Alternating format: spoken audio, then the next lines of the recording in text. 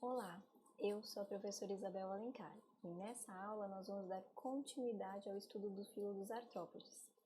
Aqui nós temos o objetivo de conhecer um pouco os grupos pertencentes ao filo artrópoda. Então vamos retomar um pouquinho a classificação que a gente está usando aqui, né, para estudar. Então a gente tem o subfilo Chelicerata, que a gente vai chamar de quelicerados, são os animais que apresentam quelíceras, essa estrutura, né?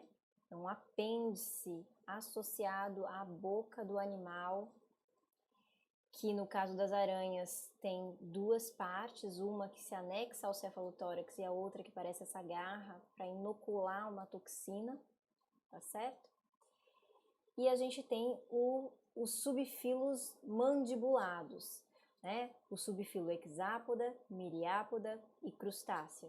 São todos animais que apresentam, né, um apêndice com formato de mandíbula, que serve para triturar alimentos, macerar substâncias, né, para a produção de ninhos ou até mesmo para sua defesa, tá bom? Então, os quelicerados são animais que apresentam quelíceras, os principais representantes são as aranhas, os escorpiões.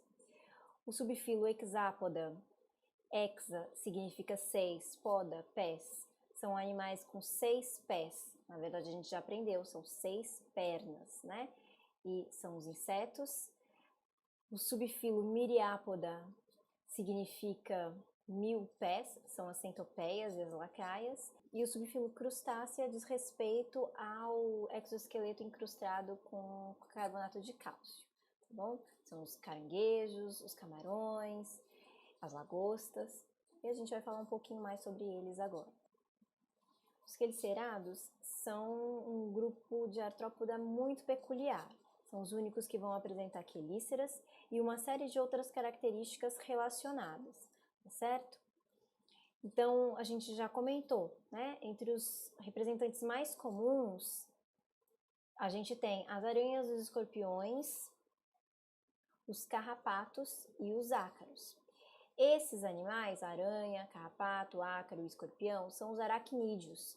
São realmente os quelicerados mais conhecidos e que a gente vai estudar um pouco mais. Mas esse aqui é chamado de caranguejo ferradura ou límulos. Ele é de um outro grupo dentro dos quelicerados e ele tem um formato bem diferente. Aranha, carrapato, ácaro, escorpião são terrestres e o límulo é aquático, tá certo? Apesar dele não ser muito conhecido e a gente não está muito familiarizado, né?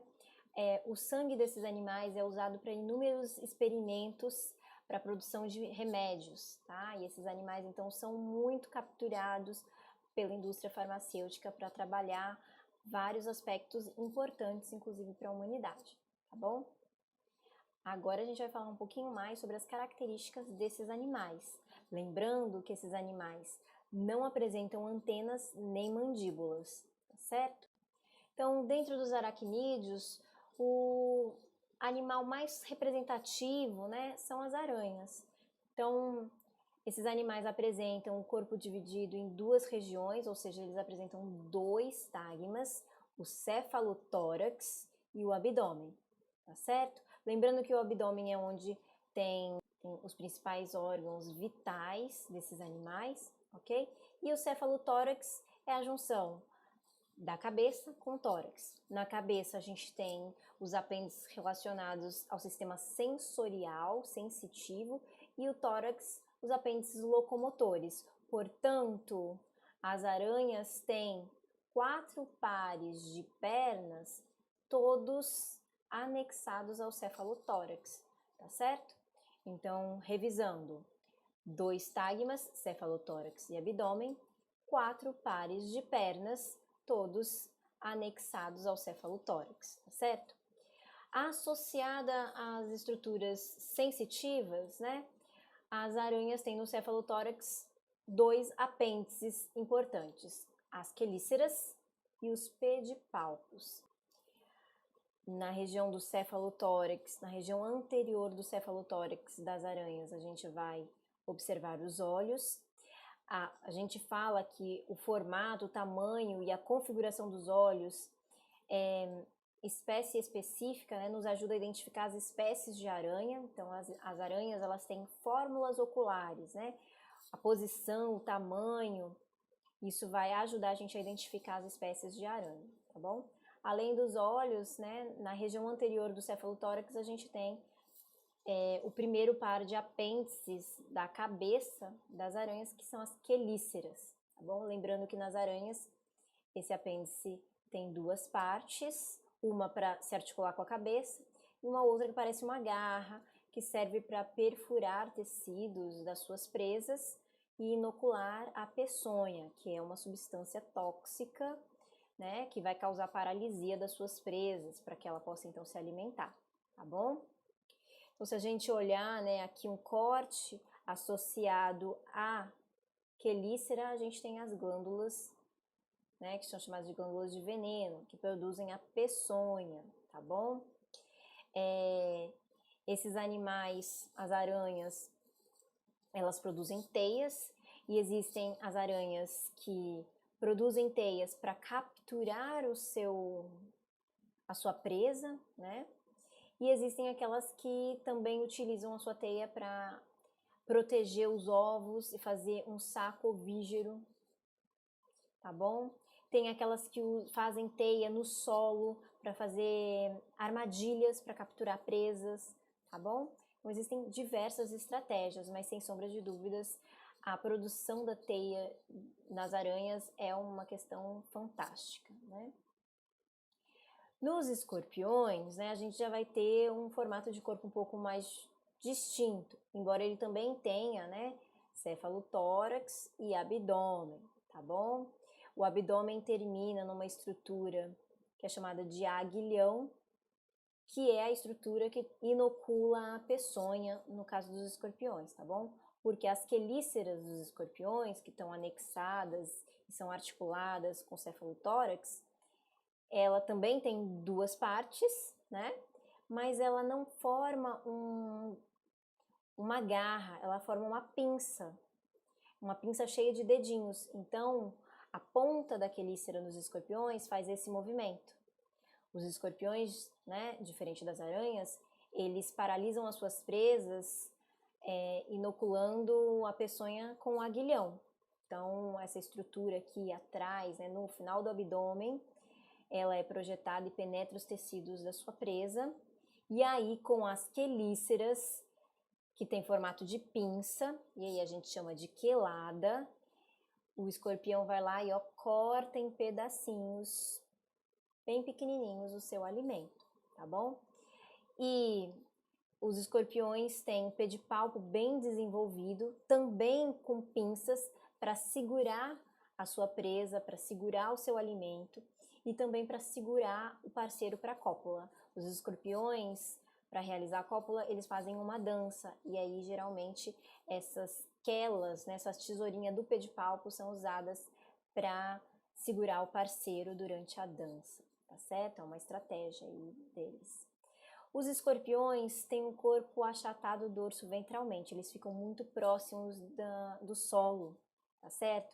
E os olhinhos deles são pequenos, são simples e não formam uma imagem muito boa, né? Eles são animais noturnos, né? Então, para sentir melhor o ambiente, para poder responder melhor aos estímulos do ambiente, na região ventral, os escorpiões têm uma estrutura que é chamada de pente, tá?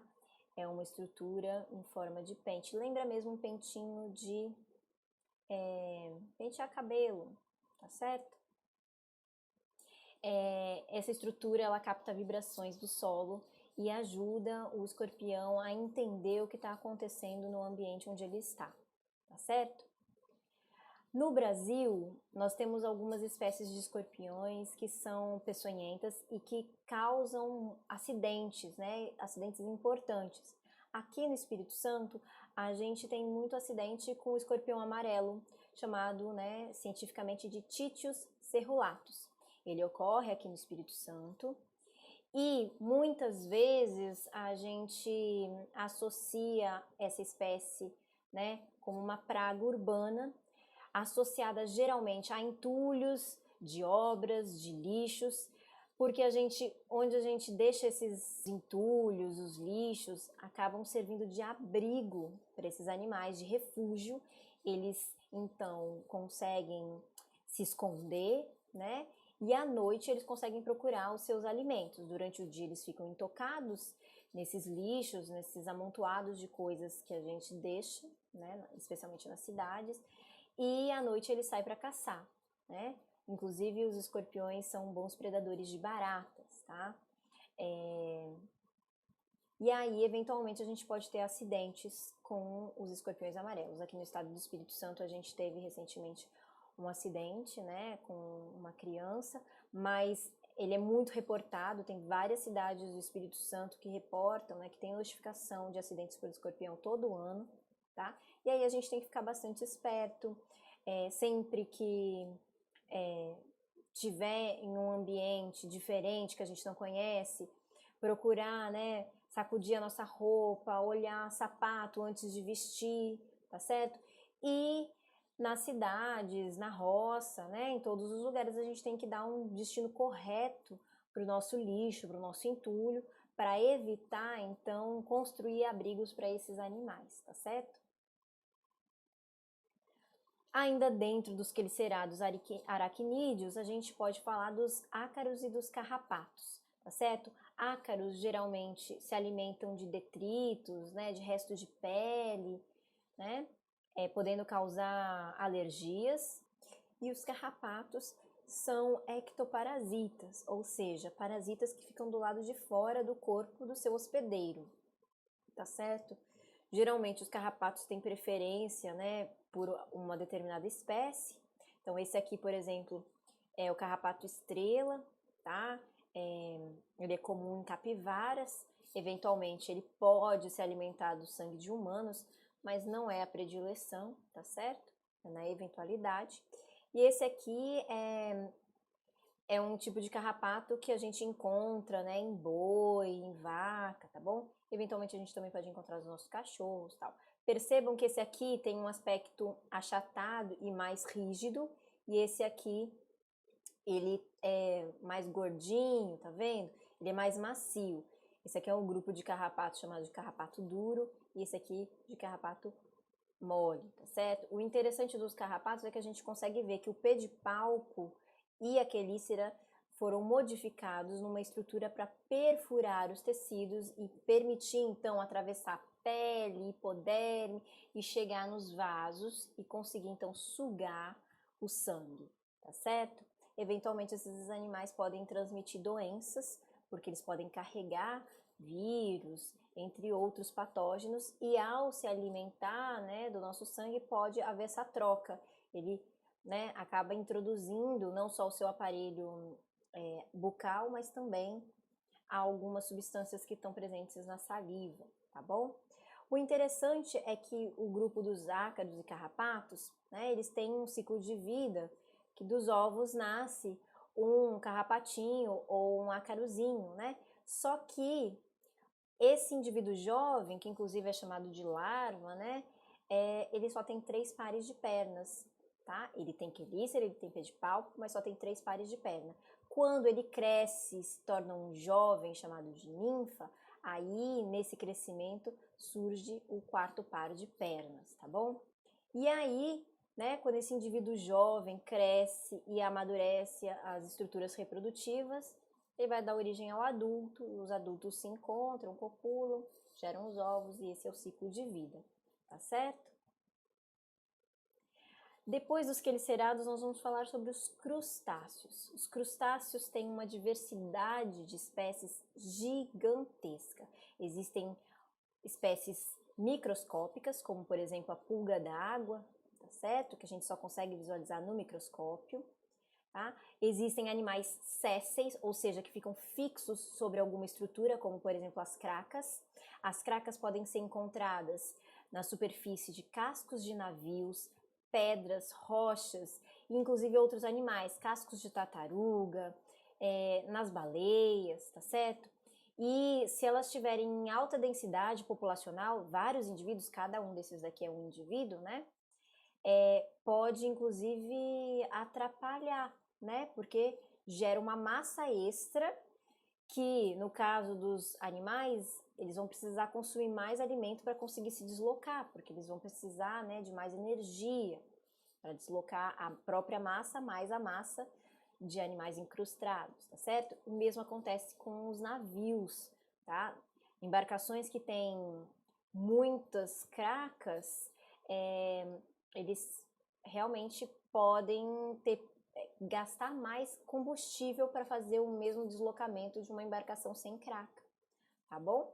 E aí a gente tem, né, a maioria desses animais de ambiente aquático, inclusive, né, os caranguejos, e a gente tem poucos, mas existem representantes terrestres como o tatuzinho de jardim, que é aquele que a gente de vez em quando encontra no jardim de casa e que enrola no próprio corpo, tá certo? Num movimento de defesa, beleza?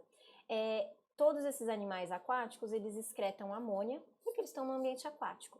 Já o tatuzinho de jardim, que é terrestre, mas ele é um terrestre associado a ambientes, né, úmidos, ele não fica em qualquer lugar, é mais associado a ambientes úmidos no jardim, tá bom? Eles também excretam amônia na forma gasosa, tá bom? Uma coisa interessante de vocês saberem é diferenciar o caranguejo e o siri, até porque aqui no Espírito Santo se faz muito consumo, né? Existe a moqueca de siri, tá certo? O siri, ele vive no mar o tempo todo e ele tem um formato hidrodinâmico. Veja que, né, a carapaça dele é achatada e alongada, tem até essas projeções laterais, tá bom? E o último par de perna dele é achatado como um remo, que serve para nadar, tá certo? Então, os siris vivem na água o tempo todo. Já os caranguejos, eles são de mangue, então eles precisam caminhar na lama. Então, todos os pares de perna são do tipo cursorial. São pernas que conseguem, então, caminhar, andar no substrato, tá bom? Eles vão ter a carapaça mais alta, tá bom? Diferindo aí do siri, tá? Agora, uma curiosidade interessante, né? Falei para vocês que aqui no Espírito Santo, inclusive, se faz moqueca de siri, né? E alguns lugares vendem moqueca de siri mole. O siri mole, na verdade, é o siri que acabou de realizar uma troca de exoesqueleto. Lembra daquele processo do exoesqueleto, né, de troca do exoesqueleto, chamado equidízio ou muda? Então, ele está mais vulnerável, é realmente mais fácil de predar da gente, inclusive coletar, porque eles ficam parados um tempo durante a troca, né? Mas é nesse momento que ele está crescendo e que provavelmente ele ia conseguir encontrar um parceiro para a cópula e se reproduzir. Portanto, pessoal, não é legal comer, não é legal e não deveríamos comer de jeito algum moquecas de siri mole, tá bom? Uma outra curiosidade muito legal sobre siris e caranguejos é que a gente consegue diferenciar o macho e fêmea olhando a região ventral do corpo, observando o formato do abdômen, né? Os crustáceos desse grupo tem cefalotórax e abdômen, só que o abdômen ele fica curvado e encaixado no cefalotórax. Então, tá vendo essa estrutura aqui em T? É o abdômen encaixado no cefalotórax. Esse formato de T é característico dos machos, tá bom? Esse abdômen mais arredondado é característico das fêmeas, tá bom? Isso serve para siri e para caranguejo. Por que isso é importante, gente? Mais uma vez, a gente consome esses animais na nossa alimentação, mas não é muito esperto se a gente consumir a fêmea, certo? Porque a fêmea carrega os ovinhos e os filhotes no abdômen, tá certo?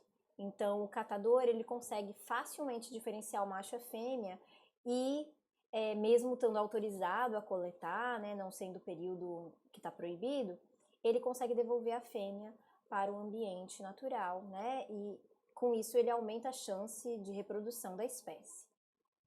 Depois dos crustáceos, nós vamos falar um pouquinho sobre o grupo dos insetos. Sem sombra de dúvidas, todo mundo aqui já foi atormentado por um pernilongo à noite. Os insetos realmente são um grupo de artrópode com maior sucesso no ambiente terrestre, tá certo? Temos muitas espécies, muitos grupos. Então aqui, para ilustrar, a gente tem besouro de chifre aqui, bem bonitão. Esse besouro, inclusive, chega a ter, né, 12 centímetros de comprimento, chega a ser até um pouco assustador.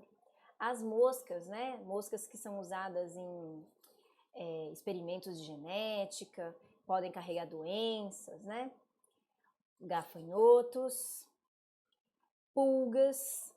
E aí, uma curiosidade, né, a pulga é um inseto que não tem asa, mas que salta, e ele tem uma fase juvenil, que é uma fase larval, tá certo? O piolho, né, que diferindo aí da pulga, é um animal que está adaptado para agarrar em fios de cabelo, tá bom? E o filhote dele é muito parecido com ele. Ele não tem fase larval, tá bom? E as libélulas. Então aqui tá exemplos muito característicos de insetos. Sim, eu tenho praticamente certeza que todos vocês já viram esses bichos, já tiveram medo de ter esses bichos em vocês. O interessante é que os insetos são mandibulados, tá? Tem mandíbulas. Mas existem diversas estratégias de captura de alimento em inseto. Isso se dá porque há uma variação no formato do aparelho bucal, que permite estratégias diferentes para buscar o alimento. Então, aqui é a cabeça de um gafanhoto, né? E aí a gente tem as cores indicando as estruturas, né? Em vermelho a gente tem o labro, que é uma estrutura que protege as peças bucais. Em verde a gente tem as mandíbulas, em amarelo as maxilas e em azul o lábio, tá certo? Esses animais que têm essa estrutura de aparelho bucal são chamados de mastigadores. Então, os gafanhotos, né? Eles conseguem mastigar folhas, tá certo? Alguns besouros conseguem mastigar, inclusive, troncos de árvores, tá? Porque eles têm mandíbulas fortes, ok? Mas, por exemplo, as borboletas têm uma modificação nessa estrutura, perdas de algumas partes, para formar um tubinho que fica inclusive enrolado para ela sugar néctar. Então, as borboletas na fase adulta têm um aparelho bucal sugador derivado de uma modificação dessa estrutura, que é a maxila, tá certo? As outras estão muito reduzidas ou realmente foram perdidas, tá bom? Os mosquitos, que são picadores, sugadores, têm todas essas estruturas modificadas em lâminas. Tudo isso para penetrar a nossa pele, os nossos tecidos e sugar o nosso sanguinho, tá certo? E as abelhas têm um aparelho, né, que associa o mastigador com um lambedor. As abelhas têm todas as estruturas, vocês podem ver aqui, tem o lábio, a mandíbula, a maxila, o lábio, né? Fazendo com que então ele possa, as abelhas possam macerar substâncias para construir ninhos e também eles podem lamber néctar e lamber o mel, tá certo? Tudo isso graças aos aparelhos bucais diversos. A gente tem uma infinidade de formas de estratégias alimentares em inseto, tá bom? Além disso, não podemos deixar de falar que entre as características que permitem o sucesso dos insetos está a presença das asas. As asas são estruturas fantásticas que permitem uma locomoção rápida, o voo. Existem vários tipos de asas e existem vários tipos de insetos que apresentam asas diferentes. E uns vão voar melhor, outros vão voar não tão melhor assim. Ainda assim, dentre os insetos, parece que é sempre bom ter asa, né? Mas na ausência de asas, eles se viram de outras formas. Então vamos falar de alguns tipos de asas.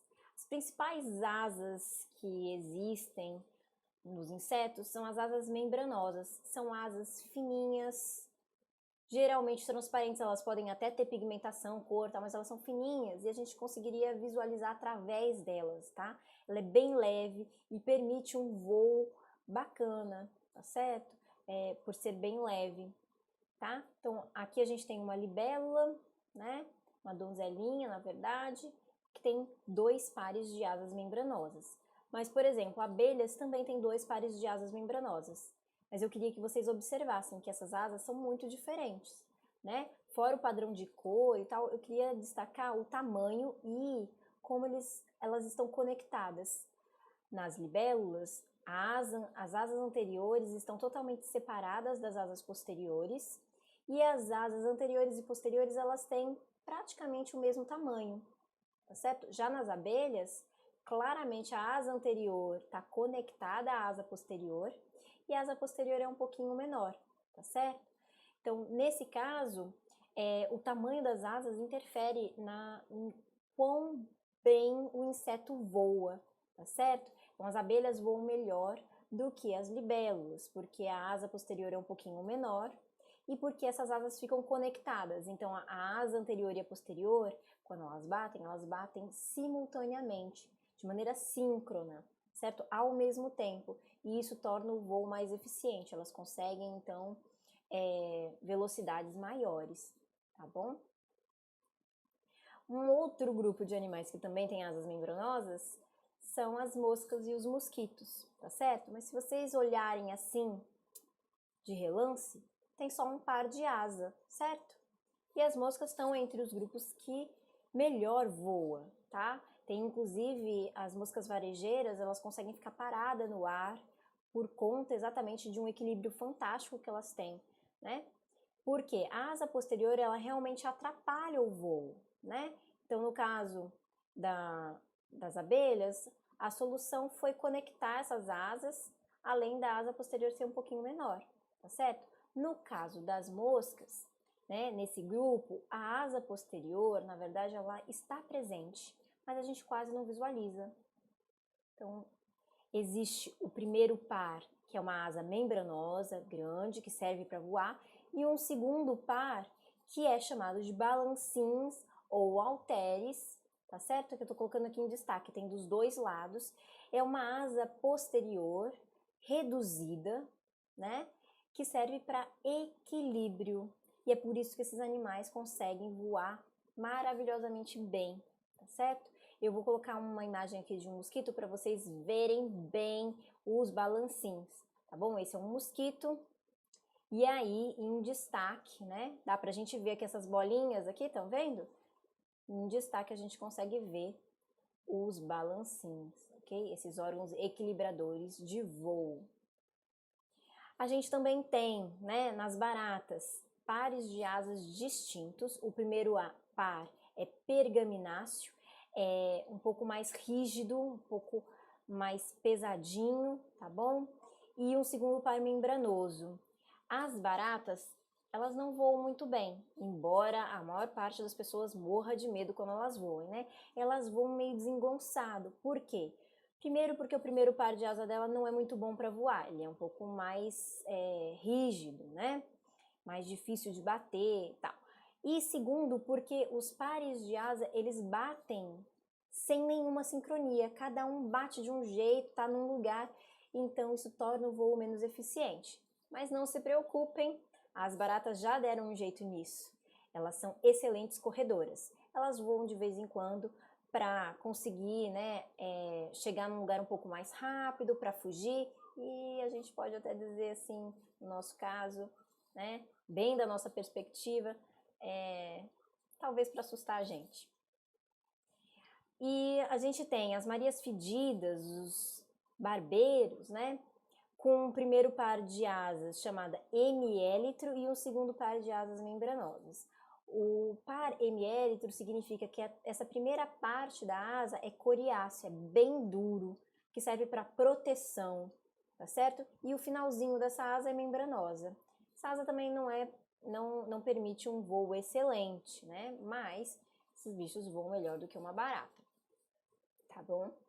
E por fim a gente pode falar das asas dos besouros. Né? Os besouros têm dois pares de asas incríveis. O primeiro par, o par anterior, é totalmente coriáceo, rígido, formando uma carapaça protetora, certo? Então esse primeiro par de asa, que é chamado de élitro, é para proteção do corpo do animal.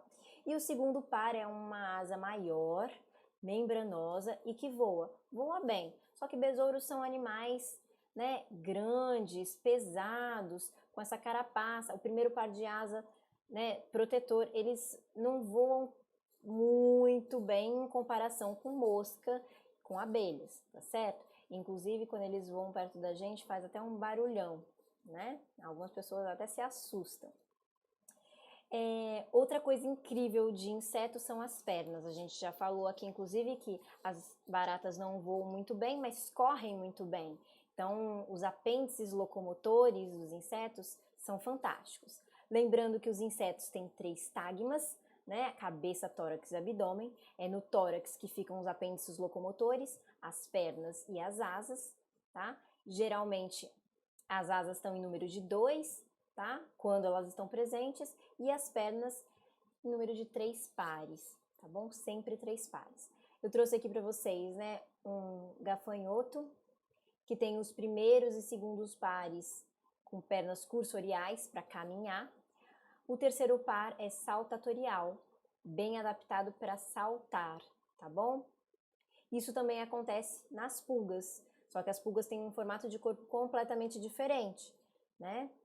As pulgas têm o corpo achatado lateralmente para poder caminhar, né, entre os pelos dos animais em que ele é parasita, tá certo? E para ele ir de um lugar para o outro, ele pode até caminhar, mas se ele precisar ir mais rápido, fugir e tal, ele salta, tá bom? A gente tem também os louva-a-Deus, que tem um primeiro par de perna modificado, cheio de espinhos aqui, que é para macerar as suas presas. Então, quando ele encontra uma vítima e está com fome, ele agarra com essas pernas e essas pernas com esses espinhos ajudam a triturar o alimento, tá certo? E aí, por fim, né, a gente tem os piolhos, que são animais que têm 3 pares de pernas com garrinhas tortinhas, né, que dão essa adaptação exatamente para ele agarrar e conseguir se locomover em fios de cabelo, como vocês estão vendo aqui nessa imagem, tá certo? Essa modificação da perna é chamada de escansorial. Então, os piolhos têm pernas escansoriais, certo? Para agarrar e se mover ao longo de fios de cabelo.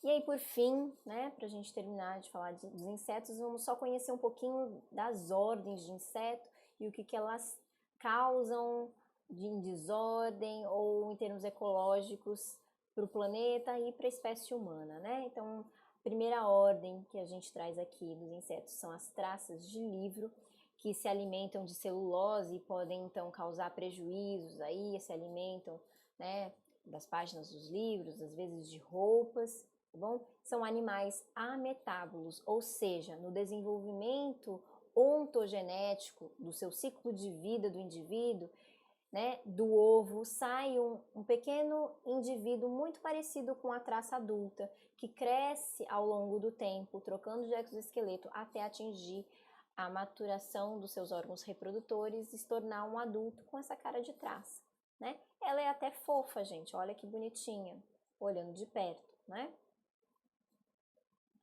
Depois a gente tem as efeméridas, da ordem Ephemeroptera, e as donzelinhas, da ordem Odonata.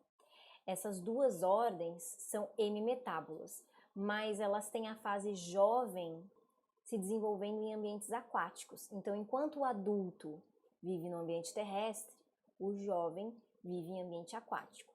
Isso gera uma certa vantagem para esses indivíduos, porque os adultos exploram o ambiente, buscam alimentos no ambiente, diferente dos seus filhos, dos jovens, né? Isso gera uma competição intraespecífica menor, né? Então, é uma estratégia, ok?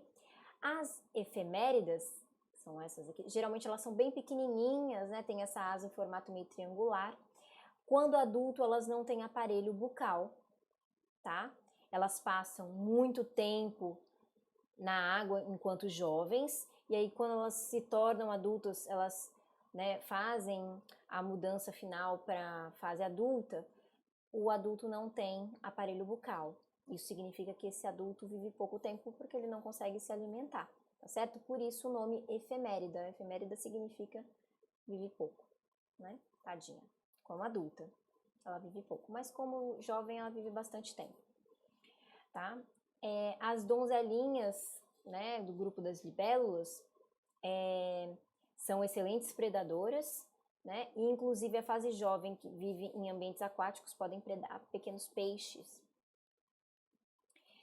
Continuando as ordens de inseto, a gente tem agora um grande grupo de animais hemimetábulos, mas que o indivíduo jovem e o adulto vivem no mesmo ambiente e disputam os mesmos recursos alimentares, podendo fazer com que a competição intraespecífica seja um fator preocupante para a espécie, tá certo? Se a densidade populacional for muito grande, isso pode ser um problema.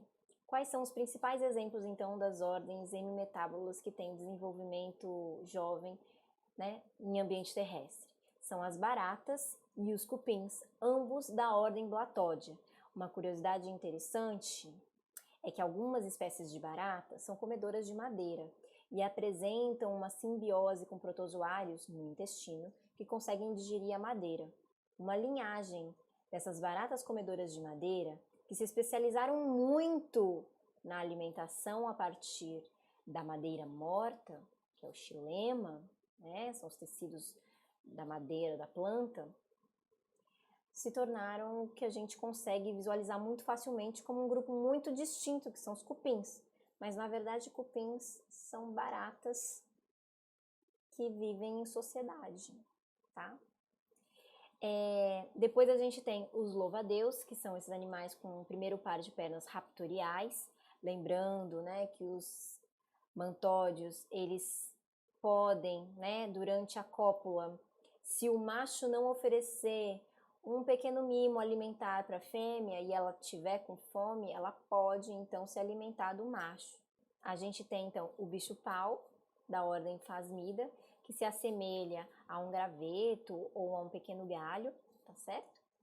A gente também tem, né, os percevejos, os barbeiros, são da ordem Hemiptera, e aí geralmente eles têm uma anteninha fácil de visualizar e tem aquele primeiro par de asa, né, bem característico do tipo hemiélitro.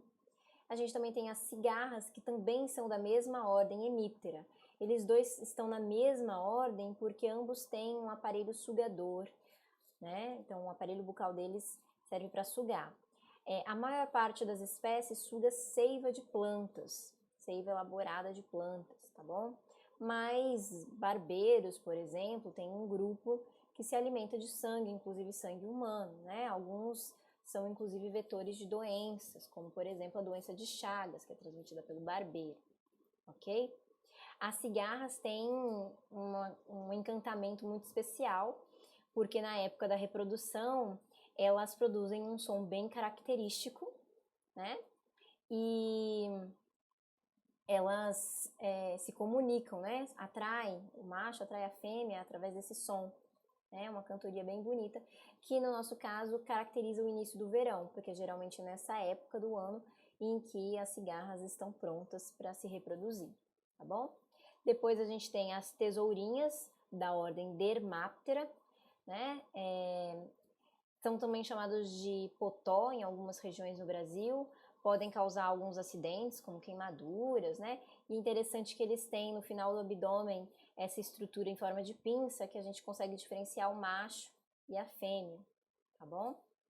E aí a gente também tem os gafanhotos, os grilos, as esperanças, que são da ordem Orthoptera, né? Tem esse último par de pernas saltatorial, eles saltam melhor do que voam, né? E aí a gente tem, inclusive agora, né, estamos falando bastante de uma nuvem de gafanhotos chegando no Brasil, né? Então, toda uma preocupação com a agricultura, né? Esses animais podem se reproduzir, né, em grandes quantidades, em algumas espécies de tempos em tempos formar essas verdadeiras nuvens, que são muitos animais que acabam migrando de um lugar para outro para buscar alimento, né? Já que no lugar onde eles estão pode estar havendo competição intraespecífica e aí eles precisam procurar um outro lugar. E aí, nesse outro lugar, eles se alimentam, se reproduzem e aí partem novamente, né, numa nova nuvem, buscar um outro local.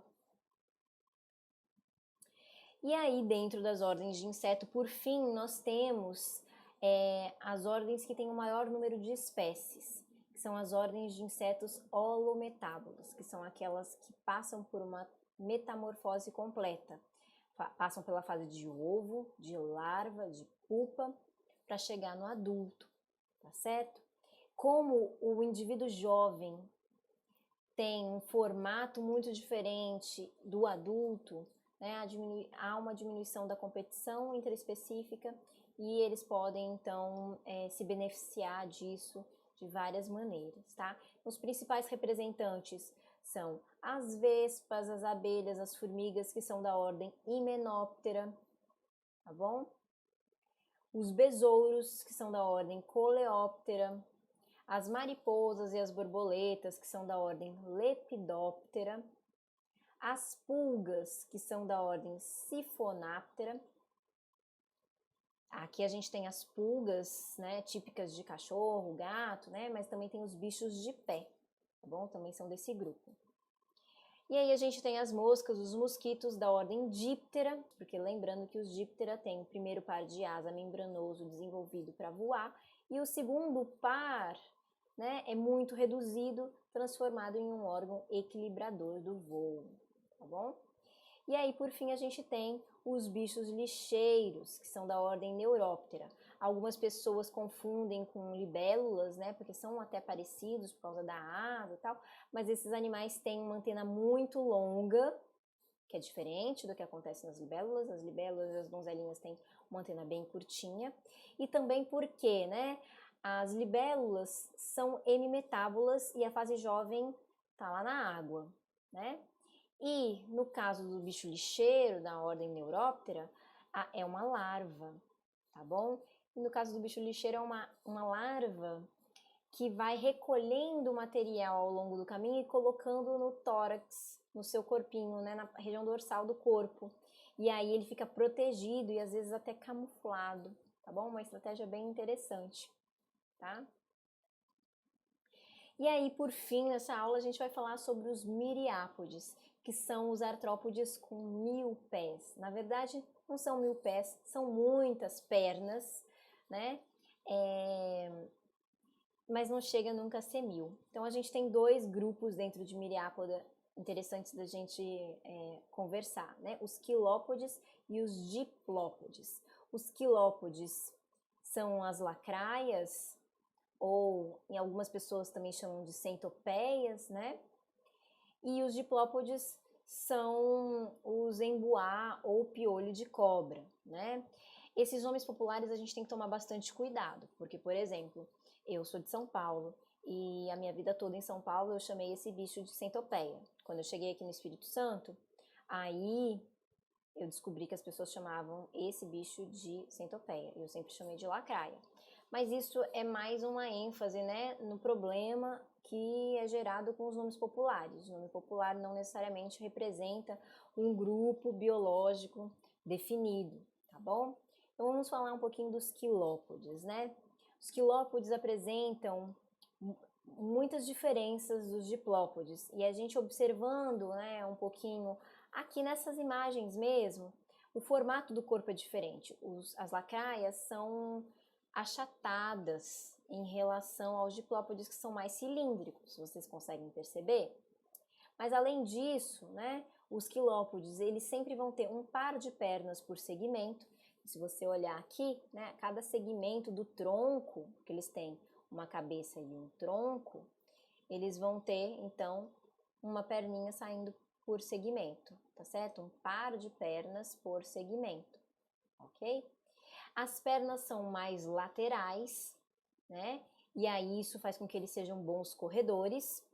E se eles são bons corredores, eles podem correr atrás de suas presas, né? Eles conseguem, então, ter um bom sucesso como predadores, tá bom? E no final do corpo eles têm uma estrutura, né, que acaba confundindo as pessoas, e aí lembra, né, esses cercos aqui no final, lembra um pouco uma antena, então você não sabe se a cabeça é aqui ou aqui, né? Então a gente tem que ficar esperto com as lacraias, né? E na região da cabeça, a gente vai ter a presença de forcípulas, que são estruturas inoculadoras também de peçonha, né? Esses animais, eles têm toxinas que podem ser injetadas nas suas presas para paralisar suas presas, ok? E os diplópodos, então, são completamente diferentes, né? Além de ter o corpo cilíndrico, eles vão ter 2 pares de pernas por segmentos. As pernas são mais ventrais, e isso faz com que eles fiquem mais lentos, né? E como eles têm muitas pernas, uma perna meio que atrapalha a outra, tal, faz eles ficarem um pouco mais lentos mesmo. E aí é interessante que eles têm um outro tipo de hábito de vida, eles são detritívoros e eles escavam os solos. Então, esses são os 2 grupos de miriápodes, animais que têm muitas pernas mesmo, né? Esses foram os grupos de artrópoda. Espero que vocês tenham compreendido a aula. Existem muitas curiosidades, muitas informações sobre o grupo. Espero que em breve a gente possa conversar mais sobre eles, sobre algumas curiosidades, tá certo? Então vejo vocês numa próxima aula. Até mais!